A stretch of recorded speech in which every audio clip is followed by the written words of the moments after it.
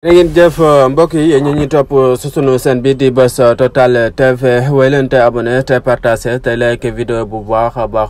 mel ni ki si nag réew mi di Sénégal seen wàllum démocratie ma ngay dellu ginnaaw bu baax a baax nag mel na ne ay 74e place la ñu nekkoon jamono ji nag mën nañ ak dellu ginnaaw gu baax a baax lan sa dellu ginnaaw bay sa nangam lan fa dellu ginnaaw si wàllu démocratie lan moo ko waral nag mu dul journaliste yi nga xamante si ne dañ leen buntu xatal ak jàpp ko tàcc ku si mujj rek mu di Babacar Touré bu Kewlo moom nag parce que jàpp nag ma ngay xam lan dafa wéroon peng ba mujj mu daal di piqué crise moom kii di Babacar Touré di borom Kewlo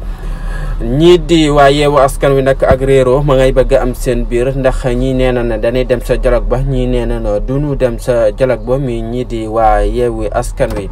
waa PDS ak ñoom ña ngay xam la ne daal bëgg nañoo dem sa dialogue ba mais nag si ay conditions la ñu demee sa li nga xamante ne si ne boobee de dialogue ndax fa nag danoo bëgg waat ñu attewaat seen leader bi di Karim Meïssa Wade nag ñu attewaat ko nag ak li nga xamante ne si ne moo de liste électorale bi ñu yokkaat date bi ndaxte nag date bi nag arrêté nañ ko nag mais nag ñoom it danoo bëgg ñu yokkaat loolee nga xamante ne si ne moo di date de inscription boobee si liste électorale yi moom la waa PDS di sàkku